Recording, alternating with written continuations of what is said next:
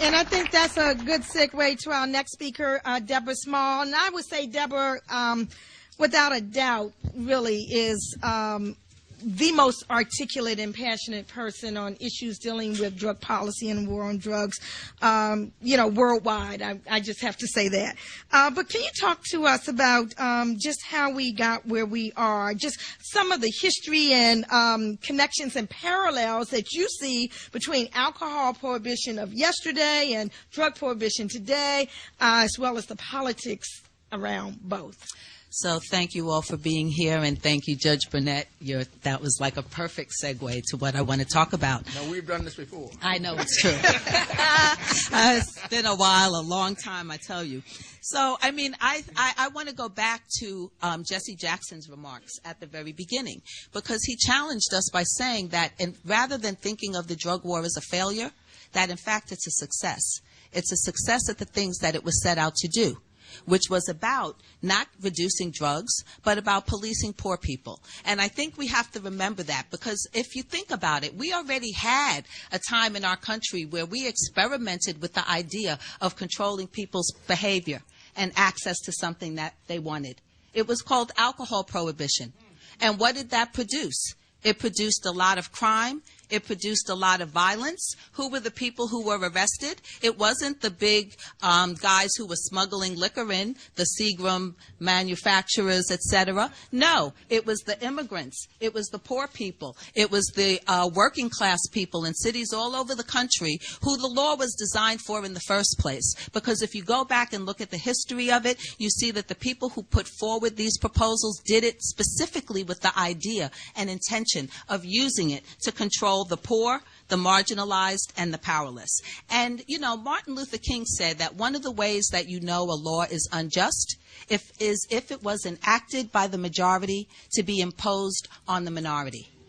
So we need to actually ask ourselves, where are all the white drug users? The ones that we see on Intervention and Breaking Bad and Weeds and all the other programs that are on TV telling us that white folks are using drugs every day. How come we don't see them behind bars? Why is that? Because the goal of drug prohibition was never about controlling the drug use of the majority population. It was always to be about controlling us. And for me, the most important thing for us to think about is two things. One, the context for Nixon's declaring the war on drugs. What was going on just before that? Well, you had a civil rights movement of black people who reached a point where they said, we're tired of being second class with respect to the law. We want something different. And when we moved from demanding our basic civil rights to demanding human rights and economic rights, that's when we became a threat. So the drug war was about killing the black nationalist movement, and it was also about killing the peace movement, the anti-war movement, the movement of white people who decided that they didn't want to become corporate cogs either. And by criminalizing them and using the issue of drugs, then you no longer had to deal with the substance of what they were doing. You could now focus on them as criminals and lock them up and thereby shut their voices. And for the brother Garrison who talked earlier about the hundreds and thousands of our men who should be in our community being leaders, their voices were intentionally shut. They were intentionally put there in order to deprive us of the leadership and the kind of strong family structure that we need. But for me, the other thing that I feel is really important for us to talk about today is like where we are as a community about this. Because the reality is that the system would not be able to do it to us if we didn't tolerate it. And so for me, one of the conversations that we really need to have in our community is where we are in the punishment paradigm. Now, we know that America was built on punishment. The people who came here because they were fleeing punishment. Many of them were convicts who were sent here as felons. So we shouldn't be surprised that they brought with them that propensity for punishment, and they also brought us. And for 400 years, we were subject to the idea of punishment as a form of behavior modification. But now we need to look at where we've internalized that. Where is it that we not only have become so inured to it that we do it to ourselves?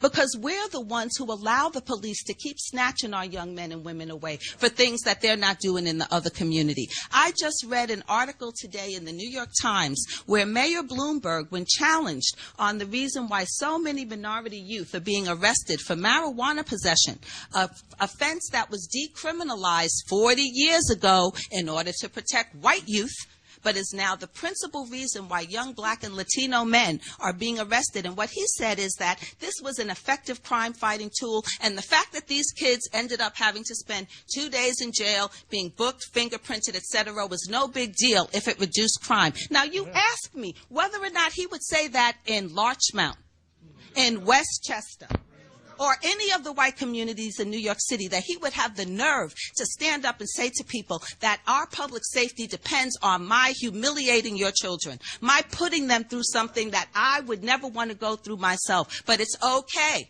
because after all, I'm doing it for your own good. When are we as a community going to start saying no to that? Saying no to that. So I'm really happy to be here today, but quite frankly, I'm not in a conversation about reforming drug laws, and I'm not in a conversation about fixing drug addicts, because quite frankly, we're much more willing in our community to focus on fixing people than fixing institutions. But it's the institutions that have been hurting our people since the day we arrived here in Massachusetts. So we need to get off of that, you know, and really start focusing on that, which means that we need to end drug prohibition, not end reduced sentences, not put people into drug courts. We need to end prohibition. And if we end drug prohibition, we will find ourselves with the same set of circumstances that we did when we ended alcohol prohibition. It didn't get rid of alcoholism. It didn't get rid of people beating folks when they were using alcohol, but it did give us the opportunity to spend our money in a better way, to take it away from the criminal element. I don't know how many Black folks I know who made money by running liquor stores, okay?